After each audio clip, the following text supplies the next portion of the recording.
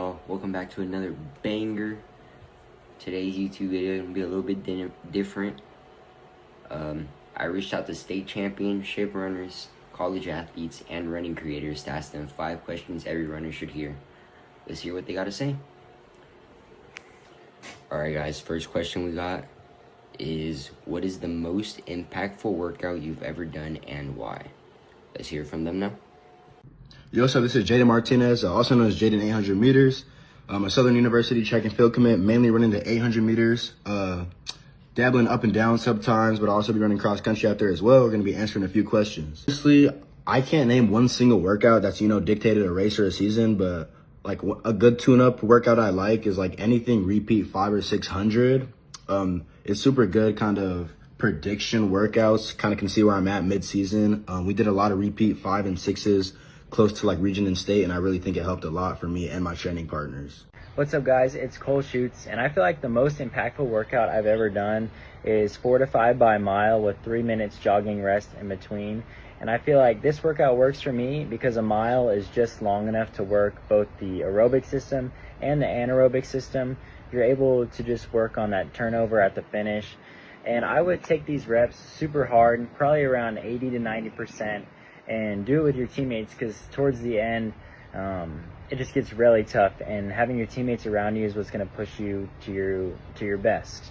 What's good, everyone? My name is Kenjan Eddie, and I run for College's Staten Island track team. The events I run in are the 200 and the 400. My personal best in those events are 48.8 and 21.9. Today, I shall be talking to you guys about my track journey. The most impactful workout I've done was probably anything that had to do with repeats or brokens, like broken 400s, broken 500s. And I'd say that because it showed that the sport isn't a weak sport. It's not something that you could just walk into and do. Because of repeat 400s, you got to be able to do it at a fast pace, and you got to be consistent with your times, and that's really hard. So them been the killers for real. Alright, so Russ Runs wasn't able to send a video, but that's alright. So the way he answered the first question was, the most impactful workout I've ever done was 5 by 300 on a 4-minute break. And he says he was able to hit 37, 37, 36, 37, and 40. He says it was impactful because he was able to run with big names like Peter Bull, Josh Hoy, and Will Sumner. And it taught him that he can hang with them and push past his limits, which is a pretty good way to go through it. Helps whenever you're running with people faster than you, and overall just makes it all easier. Alright, question 2 is, what is the biggest mistake you see high school runners making? The biggest mistake I see high school runners making is honestly doing too much too soon.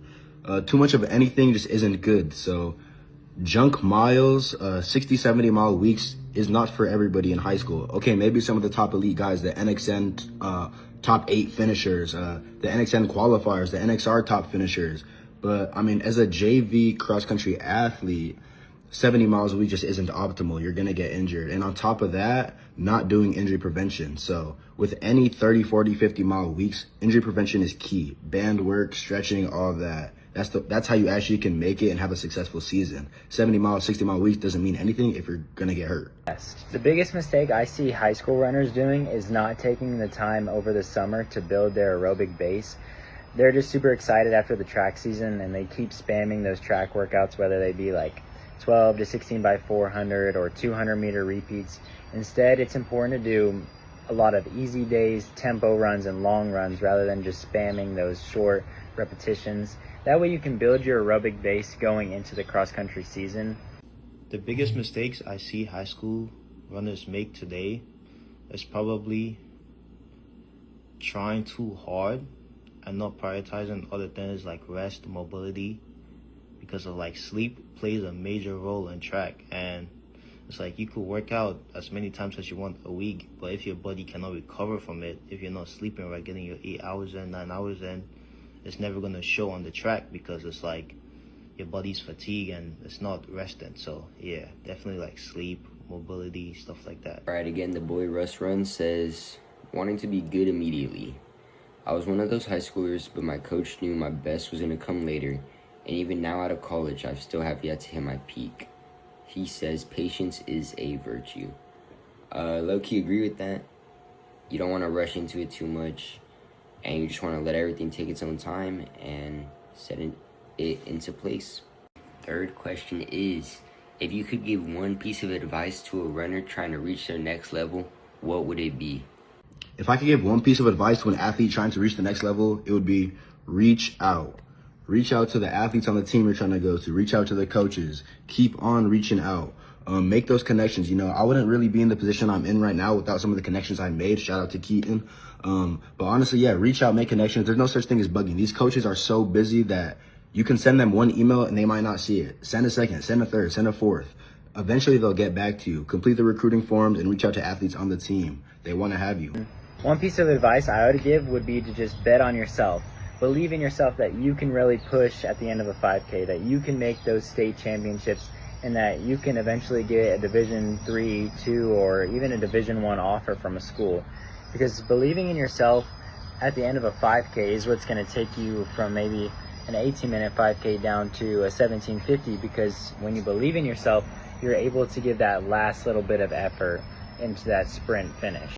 If I could give one piece of advice to a runner trying to reach the next level, it would probably to focus on form, making sure you're running efficient and not wasting energy. Because of, especially in high school, since I started track late, like there's a lot of things that I couldn't focus on because of like I was just working on catching up to everybody else that really started running.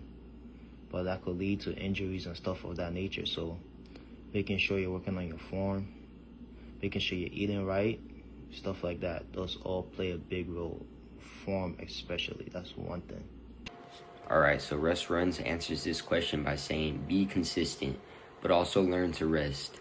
You can get better if your body has nothing to give, so take your breaks, balance life, enjoy something every now and then, like some ice cream or brownie, and lock in when it's time to lock in.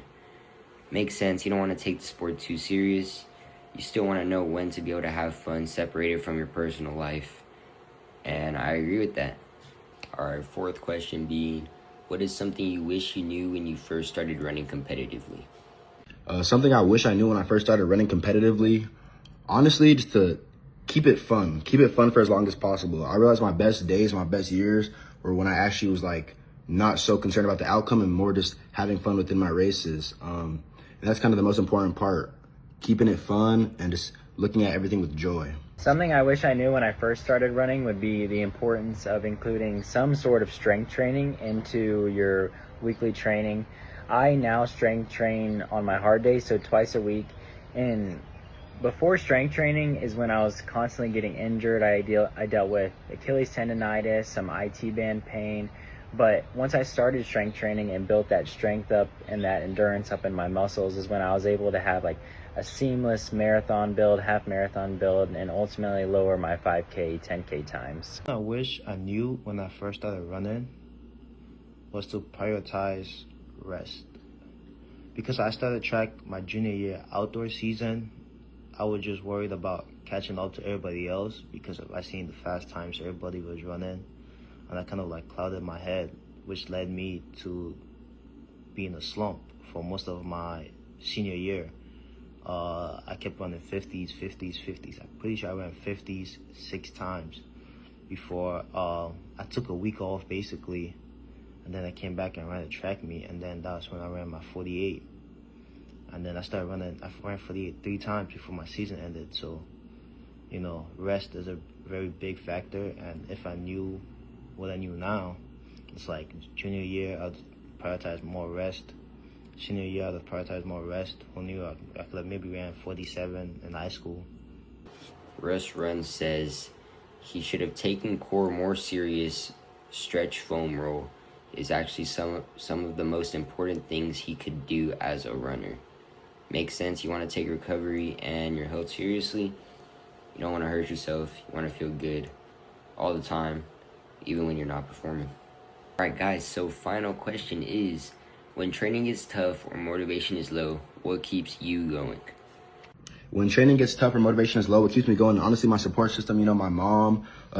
there's always going to be adversity. You know, there's going to be some coaches you don't like. You know, there's going to be sometimes you get injured. There's going to be some times where you just don't want to show up to practice. But at the same time, you know, having that support system to back you up and just keep you going is what's key. So honestly, my mom's been that person for me. What keeps me going is probably my obsession with the sport. I just love running so much, and I think it's a metaphor for everything else we do in life.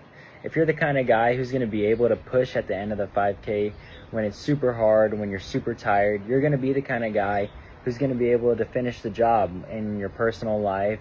And when there's other struggles in your life, you're going to be the guy that people rely on, the teammate that people rely on. And that's what keeps me going. The running is ultimately practice for the real world. When training gets tough or like motivation is low, what keeps me going is my belief that I am better than who I was yesterday. Like my entire freshman season of college, which is what just ended like a month ago, I was injured. So it was like I couldn't really do the things I wanted to do, couldn't really accomplish the goals I wanted to accomplish. But it's like, I understand that that's also part of the process, but it's now, what do I do from here? So my goal is, is just to keep doing the things I need to do every day and, looking for, when it's my time to shine. So, that's what I do. Russ Runs answered this question by saying discipline over motivation. He says, I don't need anyone to tell me what I already know. I need to get it done. If I feel a lack of motivation, I just rewatch all the races I've lost or remember all the people that believe in me, the ones that doubted me, and that fuels me even more. Great answer. Shows that it's really just mental, to be honest. It's more than just physically being ready to race and physically being able to compete. You have to mentally be there too. And that's what separates the great runners from the average runners.